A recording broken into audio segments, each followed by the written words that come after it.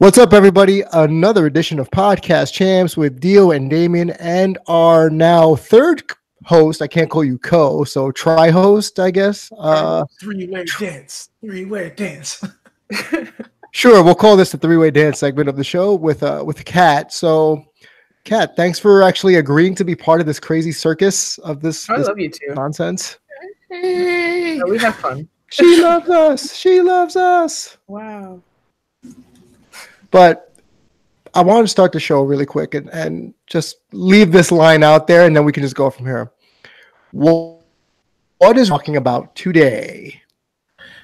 One more time, because you broke up. Well, if we ever break up, then don't put me through a barbershop window if we ever break up. But I mean, hey, it's pro wrestling related, so we kind of have to put you through a barbershop window. It's an obligation. Yeah, I know. But what I meant to say was, what is wrestling Twitter mad about today, guys? So much. So much. Yeah. It's been a long week. It's been a long 2 days, bro. It's not even a week, just like a 2-day period. Yeah. No. So let's just address the cat or the whatever, the elephant in the room, the cat in the bag. I don't care, whatever phrase you want to use. There's a cat. There's a giant gorilla. There's a fucking elephant in the room. There is all of the Noah's things. whole arc in the room. Yeah. Noah's whole arc. So essentially, Corey, Carmella. That seems to be the talking point for those who just woke up and don't know what the hell's going on. Corey Graves has been accused of cheating on his wife of 11 or 12 years with Carmella. And if you follow the random Twitter breadcrumbs, some will say that he's been lying to her this whole time, saying he's going through a divorce and that he's separating from his wife. And, you know, to her defense or point of view, she's like, what? What are you talking about? We're divorcing or we're separated. And it has now descended into a clusterfuck of bullshit. Pardon my French. So I don't really like to get into TMZ portions of it all. But Dio, this morning you were in our group chat. You were kind of talking about the power dynamics of infidelities and things of that nature. So we can tackle that. But let's be a little ratchet for 2 seconds. So he cheated, and Carmella's the other woman, and go. I mean, Corey Graves is a real messy bitch. Like she has horrendous taste in men. That's clear. That's very evident. Men. Like what? It is like damn. Like Cass. Ugh. Yeah. Corey Graves also because 1, he's married. 2, he's got dolphin teeth. So like all of it's just and plus like Corey Graves just has always kind of come off as like a creeper to me anyhow. Mm-hmm. And like the commentary, so the commentary that he does when Mandy comes out now, it's even grosser now because of this. Because it's like, oh, so you've been on the prowl. So like this might have there might be more to it here than just that. It's like that's messy. Very messy. It's a lot of messy, and now it makes more sense whenever Mandy comes out and he's all drooling on himself and acting the fool. And at first I thought, you know what, he's just being a broadcaster and he's trying to stir the pot up as a true heel broadcaster. But now, as always, when the real life comes out of the woodwork, we're stuck thinking, oh, this wasn't the character. This might be you ogling Mandy Rose for real, and now it's really creepy. Right. Yeah. You know, and then I think they've been putting, as in wrestling Twitter, has been uploading the Money in the Bank cash in and how elated Graves sounded when Carmella came out to cash in her Money in the Bank briefcase. So people are making the joke that sounds like he's coming on himself, like that's how he sounds in bed, and all the other Twitter shenanigans jokes. But I digress. Power dynamics, Dio, of infidelity. You had a theory or an opinion on that? Yeah. So like anytime people, like especially when people are at a job and they have relationships, there's always a power dynamic there, right? Like like Corey Graves is a more integral part of the company because he's the commentary on both brands. Mm-hmm. And like he is essentially the voice of the WWE that people hear all the time. Yes, Carmella is talent and all that stuff, but talent gets gone all the time, and commentators are very hard to come by. So like when you have that, and especially when you see how people on commentary tend to end up with higher positions later on in life in the company, it's like, all right, you already know there's a little bit of a fast track there. So like when you have a power dynamic like that, you know, you're already bigger in the company, if you will. And then also the fact that you're telling this lie of, oh yeah, no, we're getting a divorce and this is that and the other. And it's like, ooh, this is bad. Like, and because folks were ragging on Carmella, and it's like, I can't really fault her too much here, because when it comes to infidelity, like, especially when it comes to guys, of course, like we lie a lot. Like we'll just be like, oh yeah, no, you don't gotta worry about it. We're going through a divorce, or we're going through a rough patch, and it's like that's never the case. You just wanted to get your dick wet. So, you know, I can't fault her. I put the majority of the blame on Corey Graves, if this is true, of course, because you got to put the allegedly with all this stuff. So, Kat, what are you thinking? I don't know. I mean, I've only like I got Mike like I don't know. Like we've known each other for like 11 years. Like that's like my oldest friend. So like I don't know. I've never been cheated on or been the cheater. Mm-hmm. I've only seen it happen around me. Mm-hmm. But no, I mean like Dio said, like if it comes out where he lied to her, that's one thing. But if it's like she knew and she was like, yeah, let's do it anyway. I don't care. Fuck your wife and your kids. Like that Vince McMahon, fuck them kids. Fuck them kids. Like that's another whole other animal, but I don't know, because it's rough, especially considering like Naomi's going through the shit, you know, with her getting pulled over, and they both are supposed to be tagging in a match together like tonight. Yeah, for Elimination Chamber, right? Yeah, so I don't know. They're gonna walk in the locker room and be like, "Hey, so about that. So about that match tonight. What are we gonna do?" Like they're kind of like in a corner somewhere, like just duck and like, yeah, we're not here, guys. Ignore us. Please ignore us. We're not here. We're just in the background. It's okay. We're only added to this match just because we needed something to do, and now off air, you guys have a lot to do. So. Yeah. Plus, then there's the whole thing of like, they're like, oh, you know, well, actually, they're doing this so that they can get fired, so that they can go to AEW. Can we stop that? No. Yeah, no. Enough of the, well, this is just their plan to go to AEW. AEW, until they do the event, is a t-shirt company. That is it. Yeah. And also, who would risk? So Jimmy Uso is a man of color. Yeah. His girlfriend is a woman of color. Exactly what I said. Like, I don't think y'all. So this is all, and it's always like it's always white dudes that are like, oh yeah, I was like, bruh, you are brown, and you jump out the car with your shirt off, you are getting shot 9 times out of 10.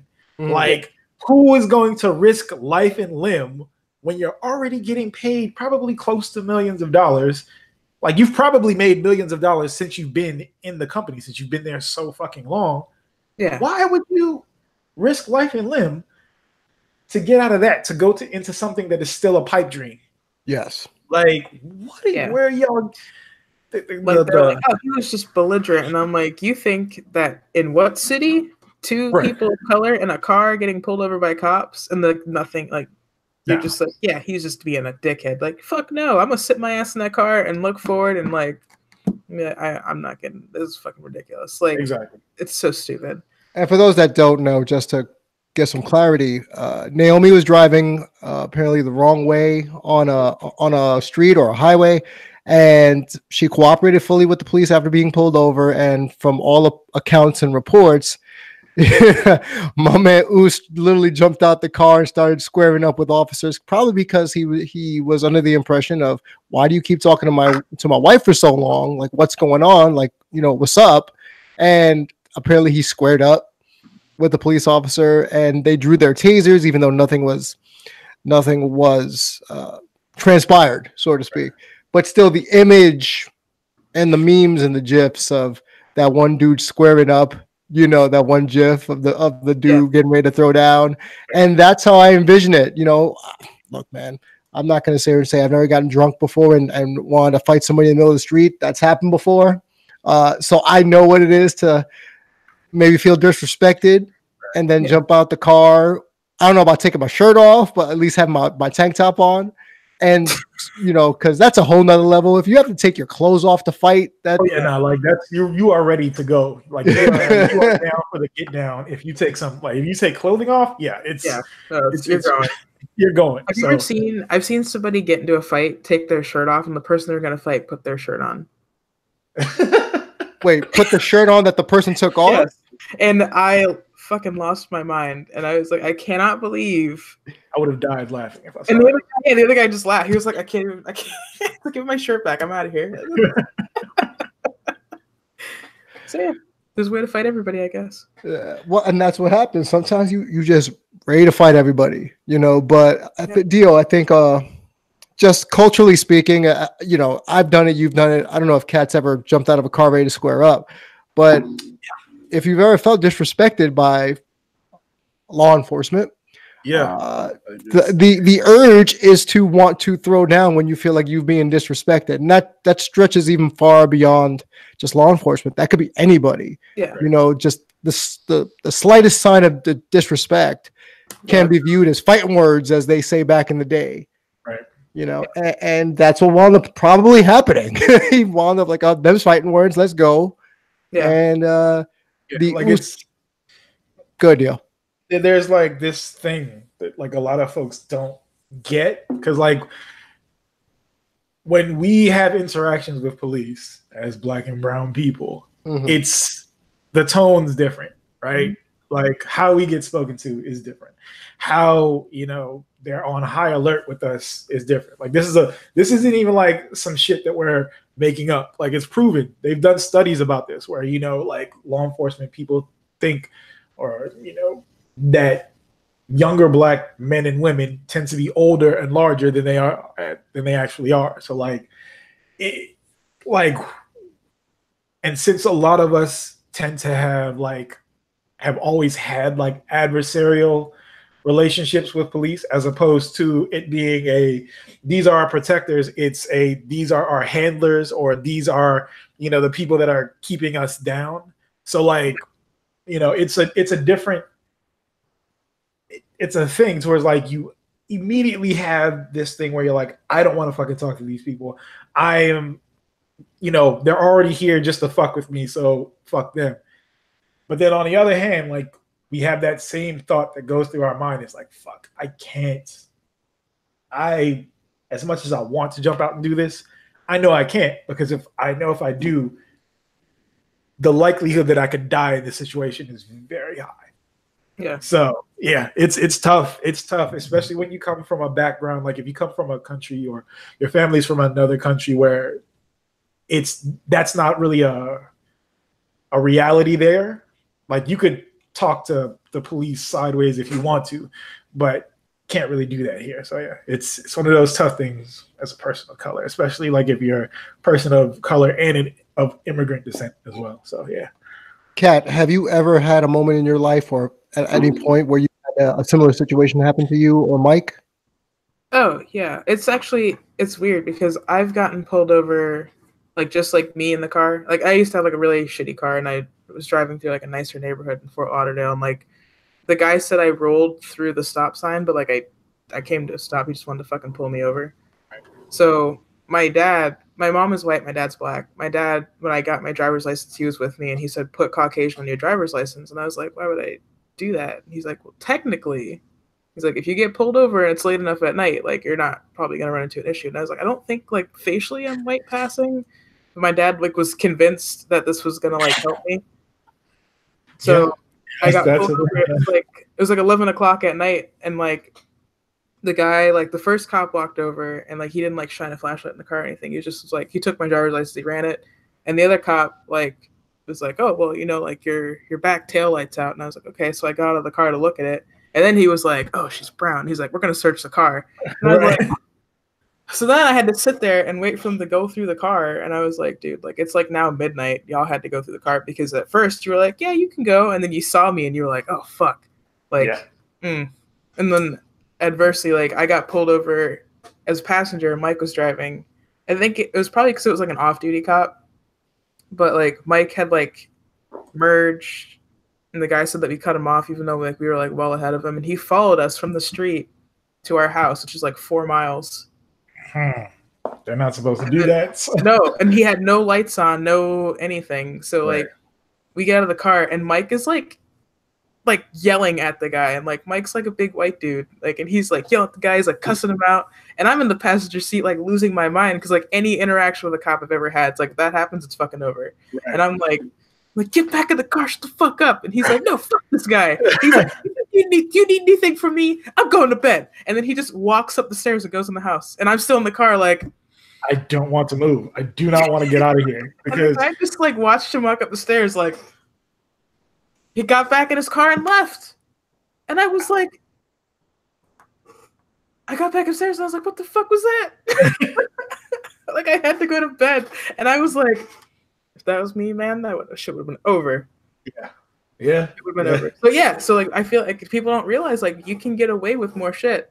Like if you're not brown with the cops, like you can talk to them sideways. Like my mom has yelled at police officers before. Oh, my favorite is the I pay your salary. Oh no. I hit like I can't say like the amount of time I pay your salary. Yes. I know you're a boss. You work for me. Shit, let me try that. First off, my mom has done that in a city because she works for the government technically. So she did that in a city she worked for, and she was like, "I know your boss," and the guy was like, "No, you fucking don't." And she just slams her badge on the window, and the guy's like, "Oh." Well, me personally, just don't say I pay your salary no matter what line of work you're in. Please never lead with that. That's just bad taste for one, and number two, that you would get punched in the mouth if you lead with something like that. Just you know, me as a therapist, I can imagine one of my clients, you know, kind of walking up to me like, "Well, I pay your salary." Yeah, you do. Technically you do, but that doesn't mean you get to treat me like I'm subservient to you. So you might want to slow your roll on that one, Chief. Just saying. Yeah. But so I can understand. All that to say is that we can empathize and understand where he was coming from when, again, we weren't there. We're just going off reports, but we've been in those situations where it feels like maybe our partner or someone with us, traveling with us, is trying to defuse the situation potentially. And we all got that one or two drunk friends that jump out the car, you know, who's like, what the fuck? And then it can all just disintegrate from there. So suffice to say, I think the fact that Us got off with just, you know, being locked up for a couple hours and then, okay, good to go, you know, for disorderly conduct, I believe was the charge. Yeah. You know, it could have been a lot. And I hate saying it even out loud because it makes my skin crawl, but it could have been a lot worse for him and her. And, you know, kudos to, if by the reports are accurate, and as always, you take these with a grain of salt. He was drunk. She wasn't. She had to serve as kind of like the DD to get them home or whatever the case may be. So she did her good partner duties in trying to get them home safe. And it just happened, like you said, Kat, just wrong part of town sometimes. And I'm just fortunate nobody's dead. Nobody's in the hospital. No one's, you know, put out in any way, shape, or form. So I guess one win for the good guys, which is the direct opposite of what the AEW fan base has been acting like lately. They have not been acting like good guys and gals, considering, well, number one, F you to the ticket scalpers for helping AEW sell out in 4 minutes for Double or Nothing. I mean, that's a practice as long as we've been alive. Where well, the fact that, like they said that they were going to, so after All In, like they were like, we're gonna make sure we put measures, you know, in effect that this won't happen again. Yeah, it happened again. So it's like now people are going to get like out the gate, AEW's fucking up already. You already let the majority or a good chunk of your tickets go to ticket scalpers. That's bad because now they're going to charge exorbitant amounts of money for people to get these show tickets, right? Mm-hmm.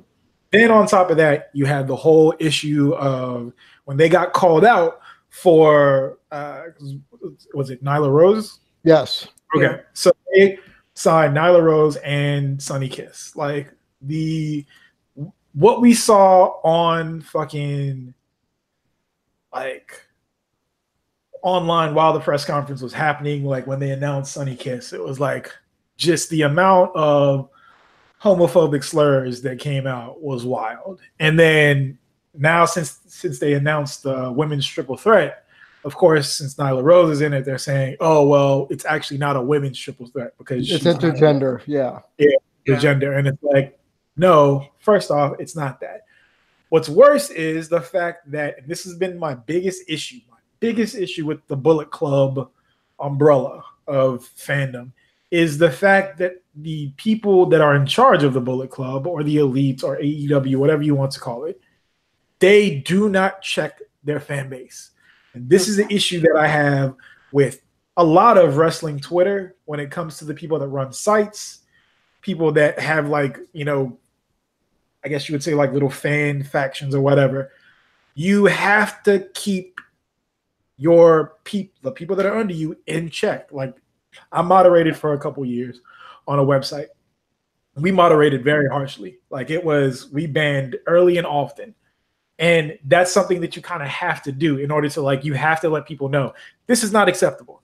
You know, we're not going to sit around and let you do this type of shit. And like the simple fact that like when our homie, you know, best dressed person in pro wrestling Twitter, Darnell, was like when he went after, well, when he said something to Cody, and then I think also L also said something as well. And like, it was these milk toast, like super milk. I've never seen that happen before. And it's like, so I think it was like Jake. Jake was like, it happened 3 comments down. Like he's just screen cap. And I was like, how are you going to pretend like we can't read? Like it's right here. We can see it. Like it's not like a kind of maybe can see it. No, like, and it's not like he can't see it. Exactly. And I think that's the part that really gets my goat is the folks who will say, well, I've been at shows and that's never happened and I've never seen it happen. Well, that must be nice because I can't fucking relate. Yeah, good for you, you know, because I've seen it. I've been there. I've sat around people that have done that and I've called them out on their shit. Yeah. But if you are like one of the fortunate ones, go ahead, D. Just like when people say, oh, yeah, well, just because you say this racist thing exists, I've never seen it, so that means it doesn't exist. And it's like, no, that's not how that works. And especially when they're like, well, I've never seen it. But like you said, literally in that chain, there are several comments of people saying it, right? And they're like, well, we don't want to shine light on this. It's like, see, that's the thing. You're not shining the bad. Exactly. You have to acknowledge that it's bad. You have to set a precedent, especially since you're saying that you're going to be this super progressive organization and, you know, like, you're not actually doing the footwork, right? Like if you, I forgot the exact quote that they said, but like saying that you are going to do something is not the same as like actually taking action against it, right? You can just be like, oh yeah, you know, we're against such and such and such and such. But unless you're actually throwing people out from the shows for doing this stuff, unless you're checking people, it doesn't mean anything. It's like when you say it's, you know, this is open to everybody, literally, that means it's open to everybody. The bigots, you know, everybody can come in. But unless you say we are actually against this, and if anybody does this, you will be kicked out, you won't get a refund, it's not going to change anything. Yeah. Well, a lot of professional sports leagues, they kind of try to piggyback off this and using we don't tolerate this kind of behavior. And if you are found out, you will be asked to leave, like you said, D. But here's what I struggle with. I struggle with the fact of it's one thing for all of us to say that we all want inclusion, because we all do. The 3 of us do when I say that. And a lot of people we know and associate with also love and thrive with inclusion. Let me play how would you for a second? So if we're AEW, the people there, and we're saying all are welcome, but XYZ, how do we go about putting in those safeguards in order to make people feel welcome? Aside from if we catch you doing it, you're on your ass. Like what other ways can a business do to safeguard people at events? Like at this point, well, one, you have to let security know. All right, you're not going to, like, if you hear this, if somebody comes to you and says this and you can confirm it, they got to go. Like, and it has to be something, right? It has to be something, and especially when it comes to this fan base, because this fan base there's something that they love to do. They love to report when shit happens at other events, like when people get kicked out or are forced to wear a different type of shirt. Because they got an AEW shirt on and a WWE thing. So they love to go and tattle about that. They love to tattle about that. But if somebody calls somebody a faggot or somebody calls somebody a tranny, they're just mum's the word. They're not doing anything. So you have to do it, and it has to be done in such a public way that people know, okay, we can't do this. Because it's a simple thing. Like you go to any pro wrestling event, almost any pro wrestling event, and you are going to have to deal with just the worst of the worst when it comes to this stuff. And since they haven't been checked basically their entire lives for this stuff, it's going to continue until somebody puts their foot down. And like with Cody and everybody, like how they'll be like, oh, well, you know, we're going to be super inclusive. But it's like, yeah, that's only for face value. And like even the way that they kind of rolled out Sunny Kiss and like announced Nyla Rose, it kind of felt like, oh, look, we got these things. Like we're inclusive. It's like, but are you? You know, but are you really that inclusive, or did you just do this because people called you out on it? Yeah. And me personally, Kat, you can chime in whenever you can. That wasn't the main problem I had at the press conference, was strictly because instead of highlighting the achievements of Nyla Rose and Sunny Kiss, especially on the East Coast of wrestling where I originally came from, because I've seen them both enough times to say that they're good talents. I felt like they were being paraded after a while as, like you said, Dio, look what we did. Now y'all can't complain, you know, that we're not giving everyone a fair shake. Right. Now, if you would have done this, if I would have done it from a business standpoint, right, I would have just said highlight packages like Sports Center, giving you highlight packages of the people involved, showing you their in-ring acumen and the action-packed move sets or whatever, and just left it at that.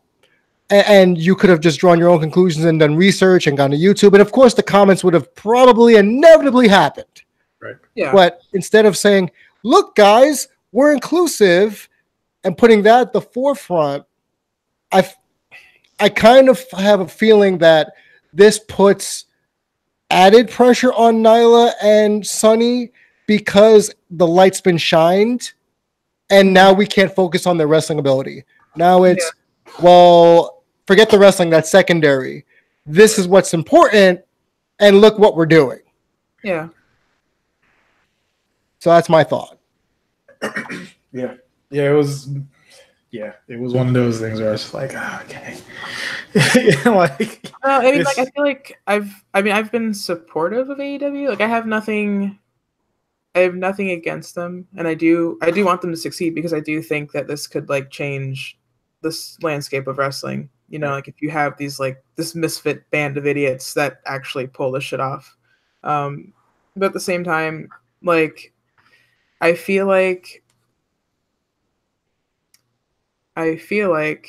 they need to actually like educate themselves. Yeah. Instead of just being like, yeah, you know, gay people, the kids like gays. Like it's what it feels like. It's like they like the gays. We got to get more of those. Like it's like very sterile, and they have like no idea how to actually be a good ally.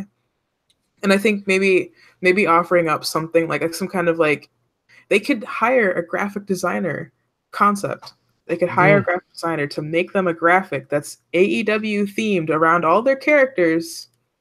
So it's like, look, this is how you can be a good ally to your friend. Hangman Page, like some like Fallout-esque drawing of Hangman Page. Like, this is how you're a good friend of the person next to you. Don't be a dick. Like, they could make it easy to digest because these people love graphics. Obviously, considering they're peddling so much merch, it's incredible to me. Like, they like the artwork. Like, use more tools to your advantage because there is a way to get that out. That's not just like a Brandy typing into her notes app and then posting it in a 2-page and with no header or from the AEW account. Oh yeah, gotta love those iOS press releases, boy. Those are the best. I was like, oh dear. They're like, Cody's like, Brandy, they're yelling at me. Make them stop. And like this, it's for me, like, I hate that she is the diversity person that has to answer all the diversity stuff. Like, because she's black and she's a woman, but it's like, bro, this makes you look worse. This actually makes you look worse because it should be coming from the top. Of course, if you have the black woman saying it, you have to have the people that run it, which are white people. You are going to have them. They have to be the ones to set the standard because the majority of the fan base is white dudes. Like, they are going to, especially like they follow you guys and they take whatever you say for the gospel. Yes. Like, if you say this stuff, some of them are going to challenge you, but for the most part, a lot of them will fall into place. Yes.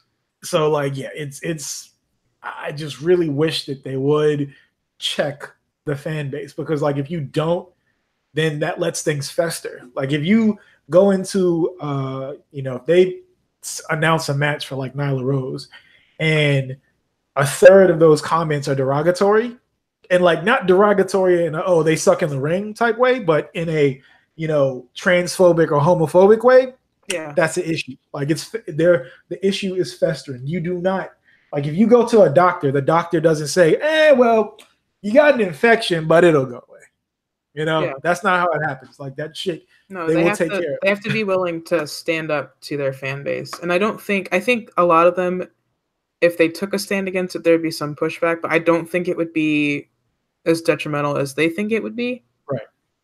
Like, to just be like, hey, like this shit, like, just post a screen cap. Like, you can blur out the word, most of it, so we have an idea of what it is. Like, this isn't cool. Don't do this. Right. It's not difficult. It's just, I feel like they're afraid of scaring off their money by standing up to it because they have to know. Like, you can't like have these people follow you, see their comments, and then be like, oh, that guy's probably not a fucking racist. Like, right. And like, and the thing is, like, so they're trying to not lose one fan, like a core fan base, but then at the same time, they don't realize that they're losing out on even more money from these fan bases, these like communities in the fan base that haven't been able to, like, who haven't been marketed to before, right? Like, black and brown dollars in the United States, that is like the biggest untapped market that so many people overlook. Mm-hmm. And LGBTQ as well. Like, because, like, hell, even just women. Like, women spend more on things than men do. Period. That's I thought the Young Bucks had figured that out because when they would put the leggings out, like, I was still a really big Young Bucks fan, so I have like 3 pairs of leggings from them because I was like, dude, like, these are fucking comfy. Like, nobody's made me merch before. Like, I remember even talking to his wife, like, on the timeline once about, like, making, like, circle skirts or some shit. So it was like you have a whole market of people that, like, want to wear your merch. It's just, like, I don't always want to wear a jogger, like, I don't always want to wear just, like, a men's crew cut shirt. Because I found out that Pro Wrestling Tees hikes the price of women's shirts up yesterday. Oh, yeah, the pink tax is real, bro. The pink tax I was like, I've never bought a women's shirt before, so I was just like, there's one shirt, it was like a JY shirt I wanted to buy for Tara. I was like,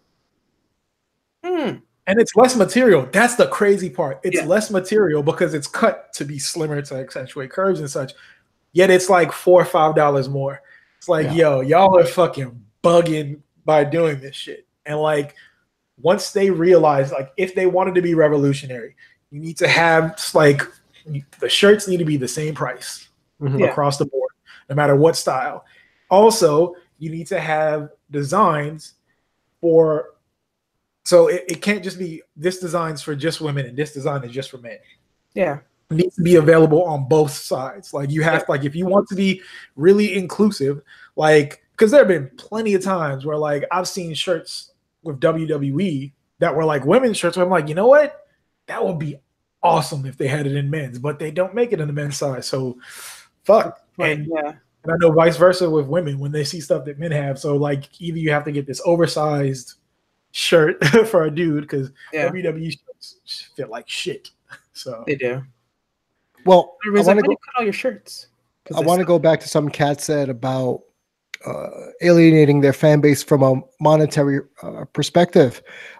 I think that you just hit the nail on the head as to why they don't check them as much, because they are aware, they are crystally clear aware that most of their money is going to come from, I called it this morning when I was talking to Melissa, the Attitude Era fan base, or the ones that fit that demographic, what, 18 to 42, 43, around thereabouts.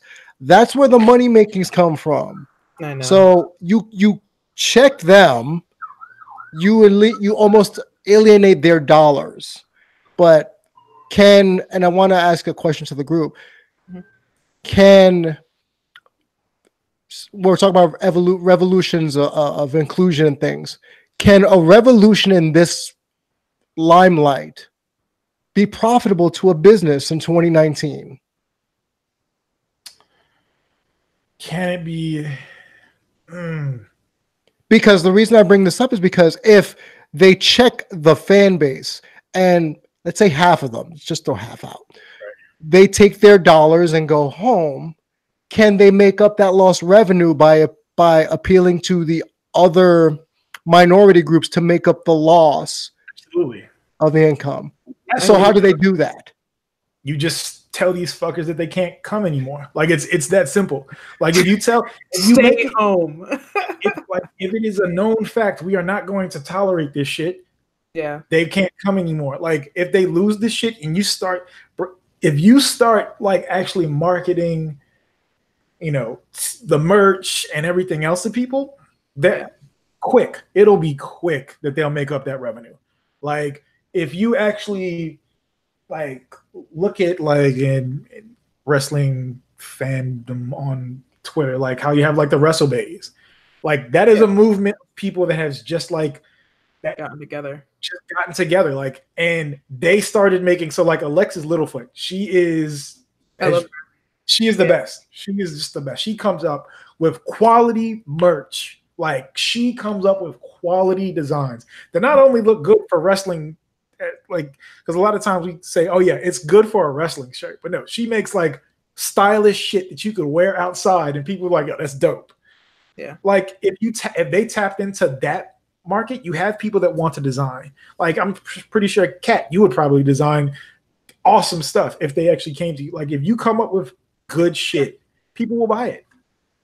Yeah, well, that's why I've said before, like I make a point when I go to NXT, because I know that people are gonna point me out in the crowd anyway.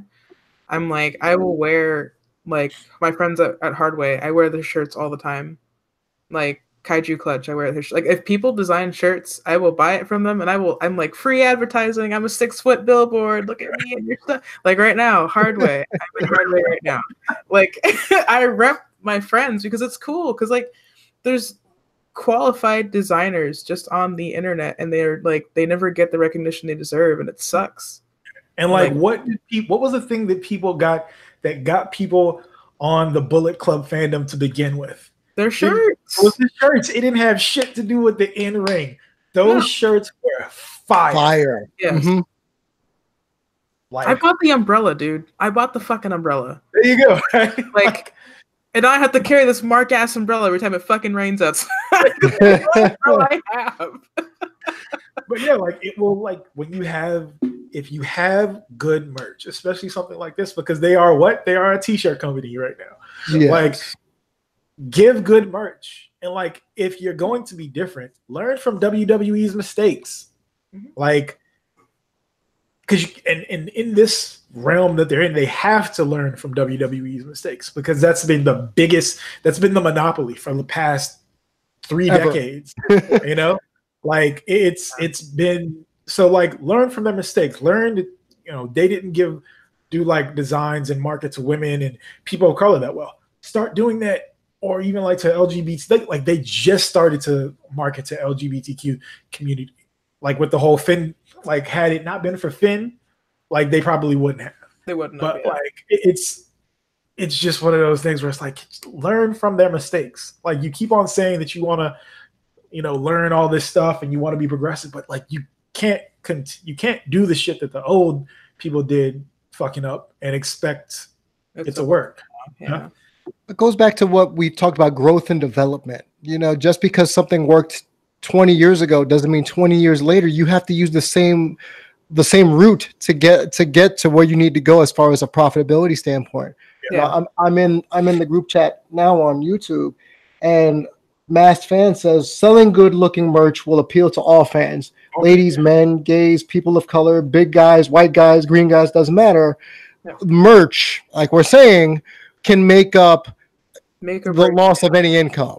Yeah, easily. Like you do, like they already have the whole thing with Hot Topic, right? They like are Hot Topic. Like y'all already have, yeah, like, and they move units in fucking Hot Topic as well. Yeah. So like if you do that and you start, like, not only are you just getting good merch, but if you put it out there to where it's, all right, we're actually going to pay and then compensate in the long run designers for like how much, bro, if you do that, that is an untapped market. Like you could just have like the dopest shit. You could just do like, okay, we're going to do a 3-month run of these designs and just keep churning it out. And if people know that, you know, I know a lot of us, like if we see that wrestler, like, especially like when they credit artists that do like their, you know, fan art and stuff like that, like we mark out for shit like that.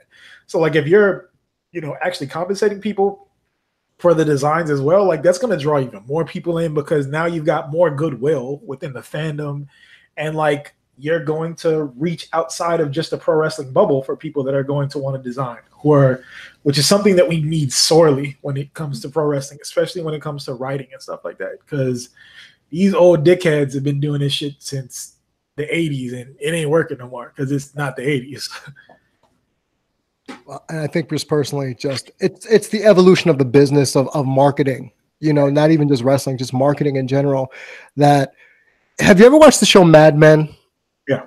You know, the 50s and 60s, whatever the time frame is, that's what worked for that time frame. Exactly. Now we have so many other ways of kind of interacting with one another that you can use YouTube, you can use Twitter and Instagram. I want to say and you can model things, and then Dio, you know what, I'm laughing about the whole modeling thing. Oh yeah, the modeling, you know. And quick aside, can you be a model or considered a model if you've never done any modeling jobs before? You are not what you are until you actually do it. Kat, the reason I'm saying this is because of what Dio tweeted yesterday about he reached out to a model about trying to collaborate. And she said she's never done a shoot before. Right. Oh. Like when you go through, like, so if you're a photographer, there are like websites like Model Mayhem and stuff like that. Yeah. But like then you have like the whole untamed wilderness that is like Instagram. So you have a lot of folks that are, you know, quote unquote Instagram models. Yeah. But that's all that they do. They're just used to taking selfies and pictures and mirrors and stuff like that. Right. So when you hit one of them up and you're like, hey, like, you know, I like your aesthetic. Yeah. You know, I want to book you for a photo shoot. And they're like, you know, because we always ask, like, what's your rate is per hour? What are your rules? Like, how far do you travel? So on and so forth. And like, and what the compensation is. So sometimes you pay per hour. Other times there's a thing called trade for print, which essentially the model doesn't get paid, but the pictures that we take, we give to them and they can use them however they want. Okay, that's cool. Right. But like, there are so many of the people that are on Instagram that are like, either they just do IG modeling or they do like they show up to events to model, like cars and all that type of stuff. So it's like, yeah. But for me, like a lot of folks, so like they'll buy a camera and then they'll be like, "Oh, I'm a photographer." It's like, no. Until you actually like take pictures and you're not until you actually do it. So, yeah. So that's the reason why I'm laughing about that, and I just find it funny where it's like wrestlers. Oh, I'm a wrestler. You haven't had a match yet. How are you a wrestler? Right. Stop that. Yeah. You know, or okay, on and off topic. Now that we're talking about this, sorry for a grinds my gears situation, guys. Anyone who's tuning in for the first time to Podcast Champs here. But remember, in an effort to get more over, I decided I'm going to be more grumpy and just complain and bitch and moan about stuff. And maybe then, you know, people will respect my opinion more. But respect your opinion even when you're nice. I'm trying to get yelled at. It's Sunday in February. You can't yell at me. Yeah, it's Black History Month. That's my dog. It's February. You can't yell at me. When we were at Disney yesterday, we saw a girl in a whole ass Confederate flag hoodie, and Tara just yells, "In February!" Everybody in the gift shop turned around. I was like, "I'm out of here." I love you all. See, this is why I love you guys, because now I lost my train of thought. Thanks a whole lot. But you should be grumpy. I smoke screen. Well, no, okay. The reason why there's a specific wrestler on Twitter and social media. I'm not going to give them any credit here because that's not my way. They had one match, their first match. Right. It was basic AF. Right. I watched it. It was on YouTube, but the amount of sycophant pumping up of the ego that this person is the next coming of Bruno Sammartino or anything of World of Sport. You know, I don't like giving people false realities here. Mm-hmm. You know, you can call me the dash of cold water. That's fine. On the fire. That's fine. But I'm sorry. Some of y'all out there really need to stop it. And this goes back to some Dio and I used to talk about all the time. They're not going to sleep with you just because you're kissing their ass. Right. Oh, really? Okay. Yeah. They're not going to sleep with you just because you're pumping up their ego. The match was okay. It wasn't great, but to make it seem like you are doing amazing and you are the next coming of Kurt Angle, shut up. Stop it. Yeah. No, like you have this thing in pro wrestling where like it's new, so it's the best thing ever. Like, and they will forgive a lot of shit, which we're kind of seeing. Well, no, not kind of. We are seeing that with Ronda Rousey right now. Like she has had, I would say she's had 2 really good matches, right? Mm-hmm. But that mainly had to do with who she was working with. Like the other person carried her the entire time. Right. Yeah. But like with a lot of folks are doing, like, oh, she's just so great at this. And you see that with a lot of other stuff too, where like if somebody is not of the culture, then if they do decent, it's amplified to like the 100th degree. And it's like, nah, that's not really, we can't like reward mediocrity. And that's the thing that we've been doing for so long when it comes to, especially in pro wrestling. Like in the social media age period, people have been rewarding mediocrity for a long time. But like, you know, when you have a locker room full of talented people and you're praising this person that just came in, oh yeah, they did a couple back bumps pretty cool, and maybe they did something off the top rope. It's like, oh my God, they're the best thing ever. It's like, nah, that's disrespectful. So that's just me being grumpy, I guess, and just wanting to throw that out there. Just I can't. Like, I've taken a chop before. I've taken a back bump before. Am I going to sit around and call myself a wrestler? No, and neither should you. Stop that. It's okay. Let me make it more in my annals here. I am, by all accounts, a trained broadcaster. I have degrees that say I am, supposedly. I have been paid to do this. Right. I can say, since I've been paid, that I am a professional broadcaster. Right. Yeah. You know, I have had an organization cut me a check and say, here, Damian, for your services. Right. I can say I'm a broadcaster, but someone who's never jumped on a microphone before, does one podcast, and then has 20 people telling them that they're the next Gordon Soley behind the microphone. Stop. Like, no. Unless someone is willing to pay for your talents, you are not a professional anything. On a consistent basis. Yes. Like, not just one time. Like, if you're only doing shit like part-time, you might do this like once every, like, so for instance, in my line of work, you have a thing called it's called an expert witness. Mm-hmm. So you have people that, like, usually it's doctors and stuff like that, where they go to the doctor and the doctor will say, okay, I'll review the records for X amount of money. Most of them only do that like once or twice a year. But then you have people that's all they do. They make their entire income off of being a expert witness. They are a designated expert witness because that's how they make a living. If you only do it once or twice, you're not a designated expert witness. So that's kind of how I look at it. If you're not making an actual living off of a lot of this stuff, or you don't have a long track record doing it, you're not it, Kat, you're an artist. You have been paid for your artwork. I have. And I don't want to hear anyone say that you are not one, because you actually have gotten and received compensation for your excellent work. So I don't want, especially you, I don't want you thinking that I'm over here lambasting people. Just saying. If I could do art full-time, strictly art full-time, I would totally, but yeah, that's a tough thing to do too. Fuck. It is. It's really hard. Yeah. It's so subjective. It really is. Like the higher ups, like, it's still tough to do shit. Yeah. So I guess for me, that's the main talking point for me of this grumpy old man segment here on Podcast Champs. Just, I'm tired of it. It's stop. And then another thing with just, this goes back to toxic fan base. That creates a false narrative in a person's mind of just, you are the greatest thing since sliced tuna fish. And then all of a sudden you kind of run into one or two little roadblocks. Where are all my fans now? Right.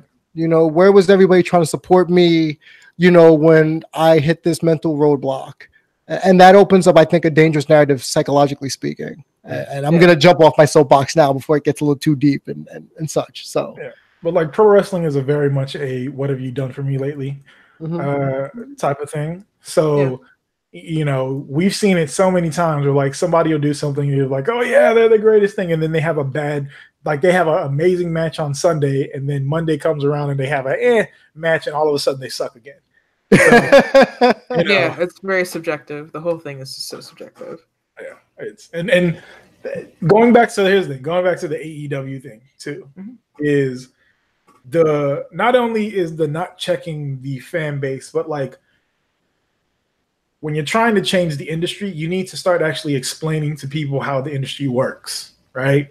With this whole stuff when it comes to, if somebody leaves, like, because every day there's somebody is a conspiracy theory that somebody's going to leave the WWE and go to AEW. And it's like, okay, first off, there's going to be like a 90-day non-compete. So they're not going to be going anywhere anytime soon for any of these big events. But the other thing too is, like, especially if AEW gets a TV deal. So this is the big thing. When you have a TV deal, creativity, a large chunk of the creativity gets taken out of the company's hands, because now you have to deal with the FCC. You have a lot of things that you can and you cannot do. So, like, say, for instance, if a Shane Strickland goes to AEW, he would lose the Shaka Khan theme, because AEW is not going to go and pay for the royalties for that. WWE could pay for the royalties for Cult of Personality, for Bad Reputation. Like, they can do that, and that's why they do, for a consistent basis, every event has a different theme song from a performing artist. But like Shaka Khan wouldn't even fucking clear stuff for Kanye West. So if she's not gonna do that, she ain't gonna do that for AEW too, right? So a lot of these things that people are like, oh well, if you have, this person would be better off going to AEW. It's like, we don't know the rules that AEW is going to have to adhere to yet, because it hasn't done anything. We don't know what the TV deal is. If they end up getting like a TV deal on TNT or something like that, there's going to be a lot of stuff that they can and can't do.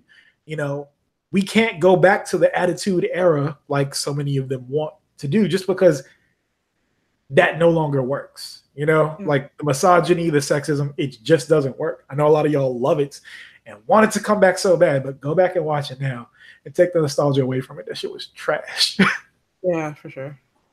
Kat, did you watch the Attitude Era at all? Are you old enough to know about the Attitude Era in its heyday? I'm not a baby. I'm a baby, but I'm not actually a baby. No, I was alive. Damn it. I was alive, damn it.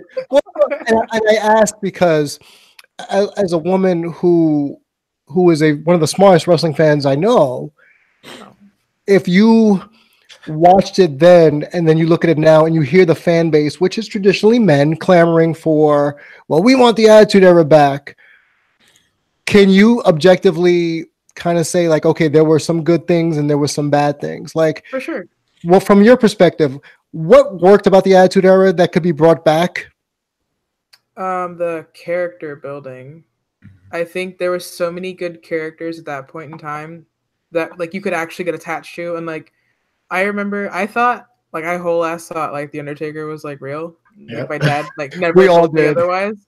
I was like, oh my god, this guy is crazy. And then like Biker Taker came back and I was like, oh my god, he's not dead. And he's a biker now. Holy moly. And like Kane was like the dopest shit we had ever seen ever. Yeah, like that storyline was fucking bananas back then. But that's because that was like a whole that lasted for like several years that we had these hills and valleys and like we don't have that now. Like everything. I feel like they try to do it with the Shield, but their booking of them is so inconsistent that it doesn't make any sense. Like the story, the character is more than just the character. Like it's the way that you book the character. It's like the backstage segments that like you actually need to do, like meaningful commentary between two people.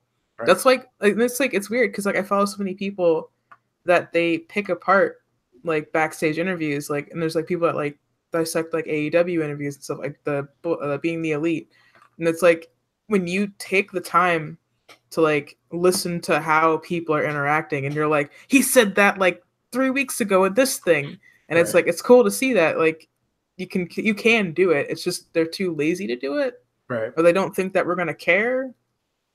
And I think that goes back to a smarter fan base, and you know, we are more aware because we see behind the curtain more so than at any other point. Right. We know that people take promo classes. We know that some people are not as comfortable behind the microphone. Some are better in ring than, behind the mic. Some are better behind the mic than in the ring. That's fine. Right. It's just a matter of accepting the fact that performers have limitations and that our faves, quote unquote, may never reach the heights we want them to reach, only because sometimes you can't get any farther than what you are. You know, for as much as I love Cesaro, he's never going to be world champion.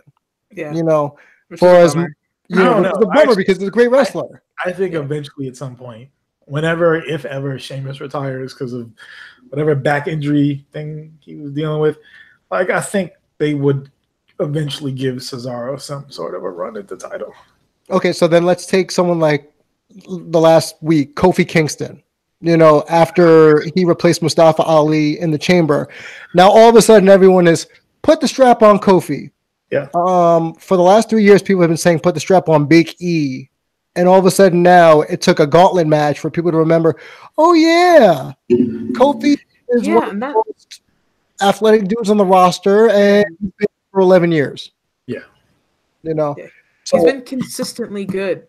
Like, consistently. Right. He's been there for the Kofi. I grew up watching Kofi. Like I've been watching Kofi Kingston for like half of my life. I grew up watching Kofi Kingston. We are at a point now we can say I grew up watching Kofi Kingston. Like I've been watching him since I was a child. Like I remember when he had an accent. Yeah, we've been watching Kofi since he was Jamaican. Yeah, exactly. Like when he used to do the boo, boo, boo. Yeah. And I'm like, and I loved. No shit, he's good. Like for me, because it was like so there were levels to the whole Jamaican thing, right? Yeah. So one, he's from Ghana, so he's not. No, I know, yeah. And then two, he had a Bermudian doing the reggae on fucking. Yes, the theme song. Yeah. So like, I love Carly Buds, but He's from Bermuda, a small island in the middle of the Atlantic Ocean. I want to know when near Jamaica. When did Kofi debut? I want to see. Oh, I think it was 2000. Well, if it's 11 years ago, it's 2008 then, yeah.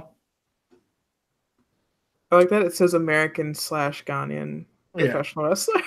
Like he was born in Ghana, my guys. He's like he's probably a U.S. citizen, of course, but like yeah. But that's the whole thing now for me is that everyone's been saying all week, put the belt on Kofi, so and I'm thinking is when he got into the developmental 2004. So he'd been there a while, and this goes back to I was in 4th grade. Cat, you just make me feel real old right now. I was in high school. Okay, god damn. God damn. Oh. I love you guys. Yeah, in the chat, Mass fan said someone asked Kofi what happened to his accent. I think it was Triple H. It was Triple H, yeah. Which was like that was he was corpsing. I was like, oh, that's hilarious. And everyone's kind of laughing at the breaking the fourth wall joke. What happened to your accent, dude? Like, oh yeah, you had that for a long time. Yeah, but see, my thing is, if you've been consistent for 11 years, this goes back to Cesaro. If you've been consistent, does that mean you are deserving of the strap? Let's just put it out there. Does consistency lead to, would you rather have long-term consistent 11 years of getting 6 figures, or do you feel like a Ziggler? Ziggler's been consistent in the ring forever, but no one's clamoring for him to get the belt. It's because, well, so there's a difference though, right? Ziggler has been phoning it in for a long time, right? Right. With Kofi actually likes what he does, and he actually puts his all into this shit. Like you can tell that Ziggler is just going through the motions in most of his matches. Like, you know, if you've seen one Ziggler match, you've seen all Ziggler matches essentially. Yeah. But like with Kofi always good in the ring, you know. Then with his work in the New Day, like he has done literally everything that you could do without having the belt. Like the New Day was selling more merch than anybody else in the company at one point. And that's a large part to him. So like, you know, you can't, when you look at the criteria that like WWE uses for like who they push, like Kofi should be right up there. Like he should be right. He's been there the longest. He's had basically every other title except that, you know, that one title. And like then he also pushes a ton of merch consistently. Like he works well with everybody, you know, save for like when he the Trouble in Paradise and blasted Miz in the mouth. Like, you know, every now and then he's had like 1 or 2 botches his whole, like notable ones his whole career, or like, so that's the thing that I think a lot of folks always go back to. There's the 2 instances is when he forgot his accent. That's 1. And then 2 was the whole Randy Orton thing. And after that, like people just wrote him off as like, oh, Kofi sucks and this, that, because everybody loves Randy Orton, which I do not understand why. I don't understand. So for those who don't know, what was the Randy Orton incident? So like it was supposedly like a botch in the ring or something like that. Like, and after that, like the company, because there was a point where like Kofi was in title contention, and then like he had like a botch in the ring with Randy Orton, and after that it was just like they just kind of just were like, well, Kofi's not the guy anymore. So okay. But I didn't know what the incident was. I know they had like I know backstage Randy probably went off, and that's what the story is, but I didn't know what the botch was specifically. I think it was for like an RKO, if I remember correctly. So, but and after it happened, it's just like okay. But like that's one of the things that people always kind of go back to, and it was like that was literally like a decade ago. Yeah, like at this point. So it's like, y'all gotta let that shit go, right? Yeah. Like if the Shield could break up, come back together, break up again. Like y'all can forget, you know, y'all can forget Uncle Kofi. Exactly. Leave my man alone. And so do you get the belt? Yeah, I think he should get the belt. I've never been so I understand pushing Big E, because he's a big guy and he's very talented. But if you ask the New Day, who do they want to get the push? Of course, it's always Kofi. Like Xavier and E have been saying for like the past couple years, like, and Xavier and that was one of the things where because I think it was Stone Cold that said like, if you don't want to become the champion, you're in the wrong business. And it's like, no, I want to, like Xavier said, it is my goal to get him the championship. Like that is one of the most end goals right there, by the way. Hell yeah. Hell yeah. Like you have somebody who's like, I will forsake my own, career to like make sure that you get this because you deserve it. That's awesome. And then the fact like that man wrestled for a fucking over an hour and it was fire. Yeah. He deserved it. So I know they're not going to pull the trigger. Unless they have it as a 2-day reign where he gets it and all of a sudden he vacates it or loses it on the next SmackDown or whatever. Right. But they're not going to pull the trigger, And if they do, I could already hear people complaining. They only did it because it's Black History Month. Right. Like, I already hear it in the back of my head. I couldn't care less about those people. They can all go suck a dick. This win is not for them. Fuck them. Like it's no, for real. Like you remember the photo of Black Excellence when On had the title, New Day had the tag title, Sasha had the women's championship, and then that picture was tweeted out, and no more than maybe a week later, like they all dropped the belts. And because like that was you saw the backlash or the white lash, if you will. Like how people were just like not happy about, why is this? And like, of course, and that's the shitty part about like how I say you have to moderate your fan base is for the longest time, we have had to deal with the bullshit. And like the one time that we actually go and put out something proud of ourselves. Yeah. Y'all make this big racket and then you take it away from us. So it's like, well, fuck. What? We just can't say shit. No, just can't say shit.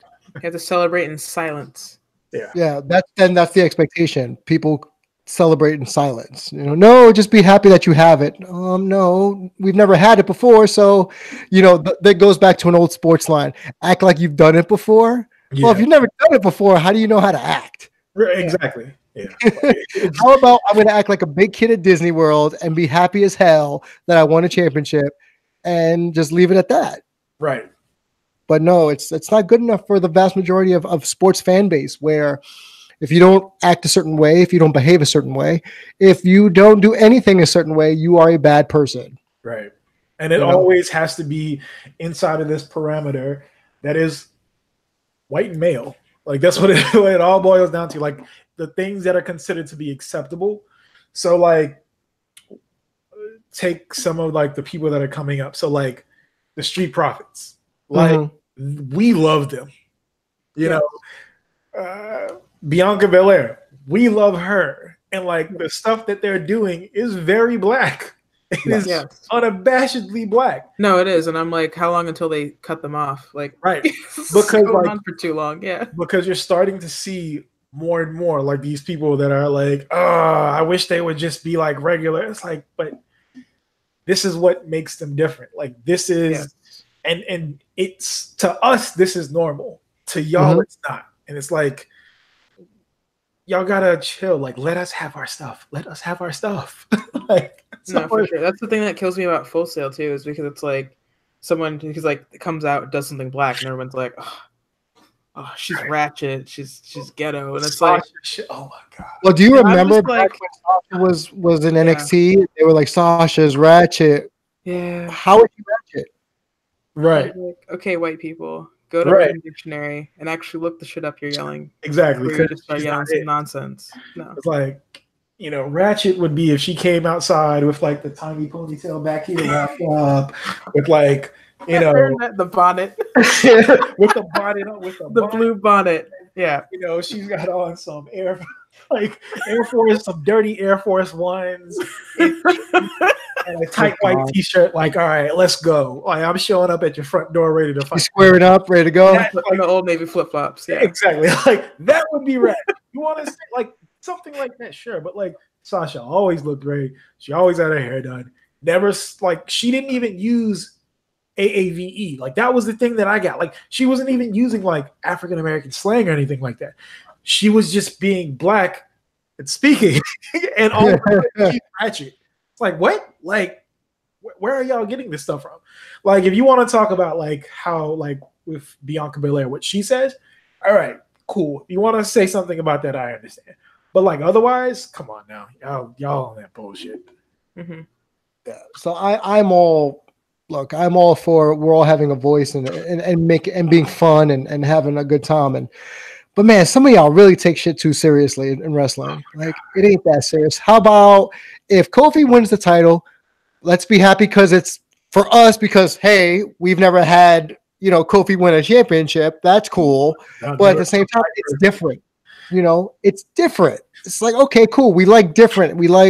Supposedly we like different in wrestling. We like different types of wrestling, period, or a variety of the sorts.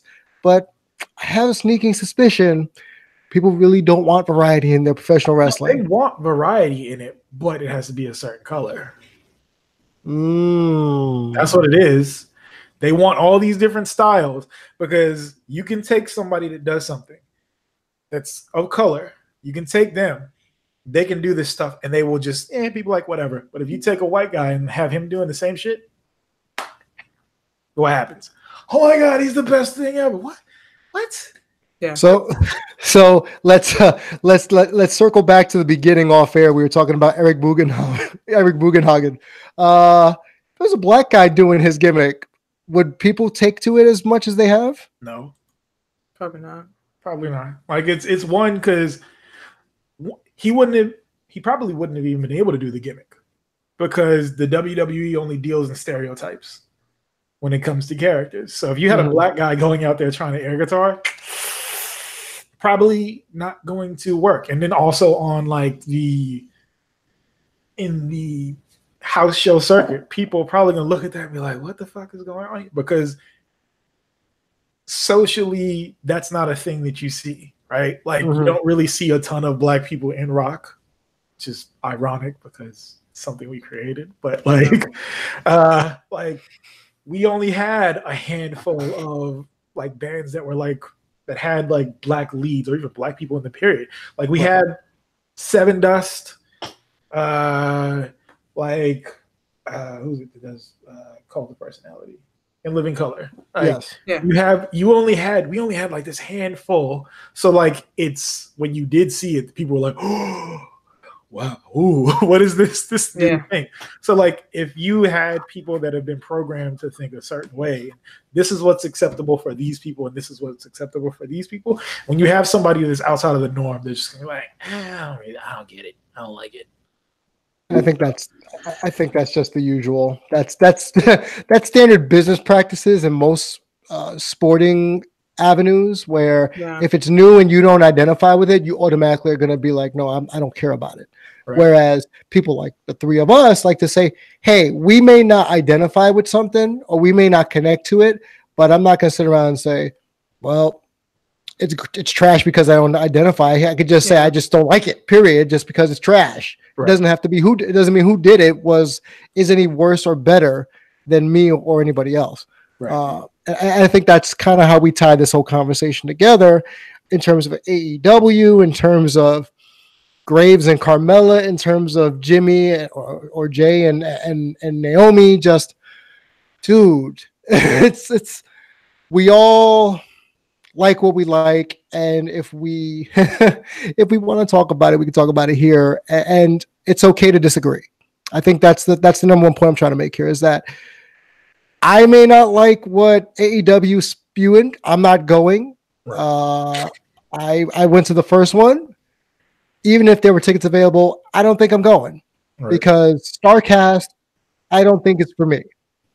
I mean, it's not for people of color at all. The fact that they had no one of color on any of the fucking boards, on any of the shit, they had no people of color. How? But they got The Undertaker. Fuck him and his fucked up hip. Like the fact that when you have like the whole StarCast meetup and all that shit, and you had nobody that did commentary or even people that were invited to it that were people of color, that says so much about this industry and this community. Yeah. Like, that is horrible. Like, Andreas Hale is an amazing sports writer. He's been writing about boxing, mixed martial arts, pro wrestling, like all this stuff. And he's like high up there when it comes to people that write for things. And he has his own podcast, the Corner Podcast with Kel Dansby. Like, dope stuff. There are plenty of podcasts. Like, you have Wrestle Rap. You have so many podcasts with people of color. And somehow you had all of these, and it was just white guys. Yeah. Like that is so bad. It's just optically, and then just like if you want to bring in more people, like you have to have people that people can relate to, right? You have to have a different voice. You can't, and it just can't be people of color. You need to have queer people. You need to have women, and they need to be able to speak. And this goes back to the whole moderating thing. You need to check people when they get out of pocket. Yeah. I think that's something that's up to us to kind of do too, because the three of us are about it. If we see someone coming out of pocket, we'll call them out on it. But I guess this is just us kind of saying, let's all do our part. Right. You know what I mean? Don't, just because they're our boy or our girl, don't let them slide. Right. For sure. Yeah. But it comes from the top, like whether it be AEW, WWE, like with WWE, with the whole anti-bullying thing. Be a star. Be a star. It's like, do you? It's just right. It's just window dressing because you bully people behind the scenes. The higher ups absolutely bully people behind the scenes. You are like the storylines that you run. So you've got, Stephanie McMahon being like, oh, the women's revolution is great when she's on talk shows, but then she goes in character and she's a bully. It's like, consistency. Yeah. It's all just window dressing at this point. It's just they're putting this out there. Oh yeah, look what we did. Like AEW and any other brand that comes forward, they need to see, okay, this is what they were doing. We can't do that shit. We can't do this shit. We need to make people feel comfortable. We need to make sure we have dope stuff and like learn from the sins of the past is what it all comes down to. For sure. So, Kat, any final thoughts? If you go to a show and someone's a dick, punch them in the face. There you go. Before or after the show? Or during the show, I should say. During the show. I've almost gotten into so many fights. And I don't understand why. It's like grown dudes will be like, yo, you want to go outside? And I'm like, okay, let's go. And they're like, yeah. I'm fucking scared of you, bitch. Let's go. You want to be an asshole? You be an asshole on the fucking ground outside. Let's go. Well, like Kat said earlier, she's 6 feet tall of billboard. So I'm 6 foot tall billboard. Don't fuck with me. I don't know. Oh yeah. Also, Bianca Belair and Montez Ford, best couple. Wow, literally the best couple I've ever seen in my life. The most attractive couple. It's absurd how attractive these people are. I gotta look at this picture again because wow. It's ridiculous. The Black History gear too. I was screaming when she came out. I was like, "Oh my god, this is fucking!" And then somebody behind me is like, "This fuck her. I hate her gear." And I'm like, "You would, because you're racist, bitch." as I turned back around, and I'm like, "Yes." It's so good. These two are so fucking cute. That reminds me too of 2 years ago. Go ahead. Wow. So good. I love my parents. Tell me this doesn't look like this. Looks like photos of like your mom and your dad from like the 80s, like when they still were like cool with each other. They're so corny, and I love it.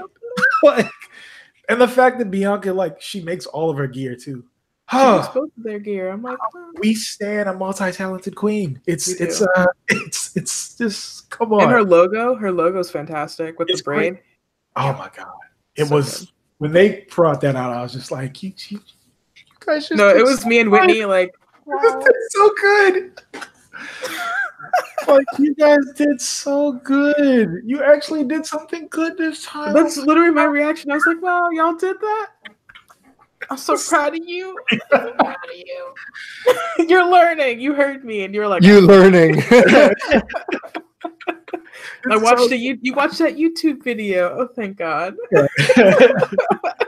I think that's a good positive to get off here on Podcast Champs with Damian, Dio, Kat. Find me on Twitter at DamianG347. Kat, you're which one now? Which one am I? I'm now the big cat again. Are you back to being the big cat? I'm not a cruiserweight anymore. Art X Core. Art X Core, yes. Art X Core on Twitter. And Dio, you're at I'm Just DEO, correct? Correct. And that's where you can find us. Please feel free to disagree with us because we like when people disagree with us because it gives us talking points here on Podcast Champs. And we will see you next time. Peace. Later.